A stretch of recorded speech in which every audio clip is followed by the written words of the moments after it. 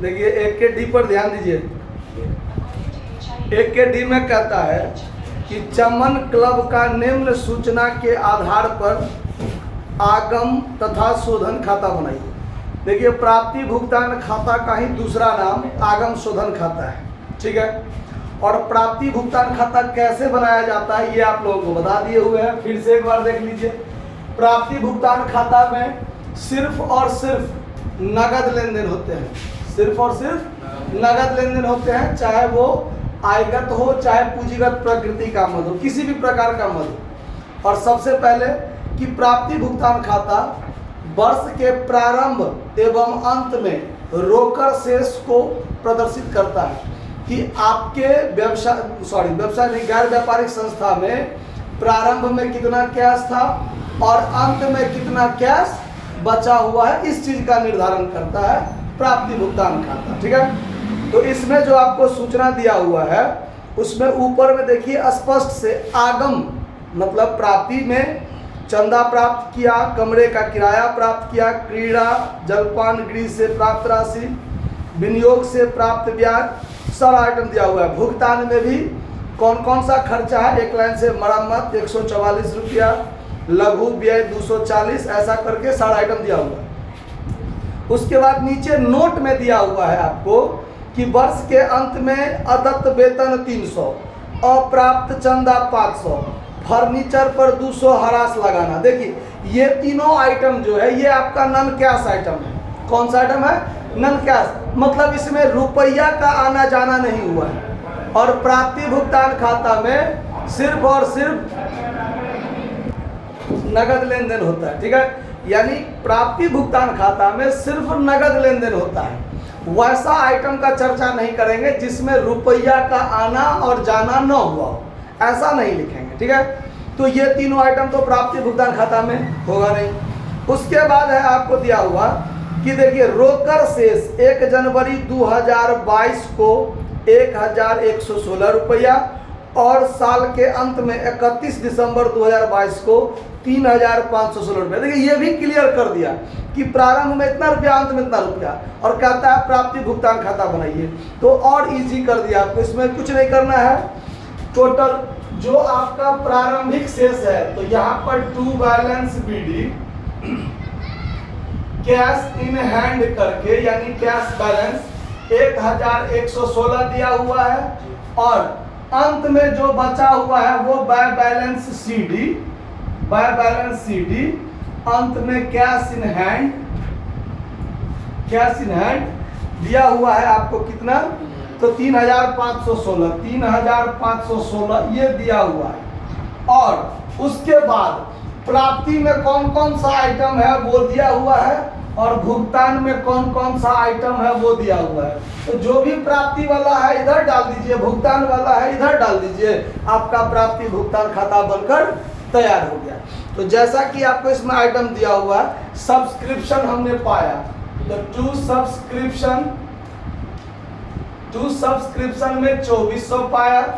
उसके बाद है आपको रेंट ऑफ हॉल, ये पाया है रेंट ऑफ हॉल, कितना रुपया पाया है रेंट ऑफ हॉल? 140 रुपया। उसके बाद है क्रीड़ा शुल्क, क्रीड़ा शुल्क का मतलब हो गया आपको गेम फी, यानी आपने जो गेम करवाया है उससे आपको प्राप्त हुआ 700 रुपया, तो यानी टू गेम फीस। उसके बाद आपने प्राप्त किया है जलपान गृह से प्राप्त राशि, मतलब रिसिप्ट्स फ्रॉम कैंटीन यानी कैंटीन को जलपान गृह कहते हैं ना, तो रिसिप्ट्स फ्रॉम कैंटीन कितना रुपया आया है? 1020 रुपया, ठीक है। उसके बाद है विनियोग से प्राप्त ब्याज, यानी आपने इन्वेस्टमेंट कहीं किया, जो पैसा आपके फंड में था उसको आपने कहीं पर ब्याज पर लगा दिया, तो उससे आपको 720 रुपया प्राप्त हुआ, तो यानी टू इंटरेस्ट ऑन इन्वेस्टमेंट ये आपको प्राप्त हुआ। उसके बाद आपने प्राप्त किया है इंट्रांस फी 600, टू इंट्रांस फी 600। जलपान गृह से कितना आया है? कहाँ? अरे अच्छा 1020 खर्चा है, ठीक ठीक। 1500 है आमदनी प्राप्ति, किताब में आगे पीछे आइटम दिखा गया, ठीक है। और विनियोग प्राप्ति से 720 आ गया, प्रवेश शुल्क से 600 और डोनेशन का 1200 मिला आपको। दान में डोनेशन में आपको कितना मिला? 1200 रुपया मिला। तो प्राप्ति में इतना हुआ, मतलब इतना रुपया आपके पास था पहले से संस्था में, इतना रुपया आपने रुपया प्राप्त किया। उसके बाद आपने कुछ खर्च किए हैं, कितना कितना? तो रिपेयर में 144 बाय रिपेयर में आप 144 खर्च किए। उसके बाद आपको पेटी एक्सपेंस 240 रुपया, पेटी एक्सपेंस मतलब खुदरा व्यय, ठीक है। बाय पेटी एक्सपेंस में आपने 240 रुपया खर्च किया है। उसके बाद आपने सैलरी के नाम पर 1200 दिया, बाय सैलरी आपने 1200 दिया और 300 रुपया वेतन बाकी है। तो वेतन बाकी वाला बात प्राप्ति भुगतान में, क्योंकि प्राप्ति भुगतान करता है सिर्फ नगद में आना, नगद में जाना। क्या बाकी है नहीं है उससे कोई मतलब नहीं है। उसके बाद printing stationery 360 by printing and stationery, ठीक है, शॉर्टकट में लिख दिया है 360। ये खर्चा के नाम पर, भुगतान के नाम पर हुआ है। जलपान गृह का सामान खरीदे हैं, ठीक है, यानी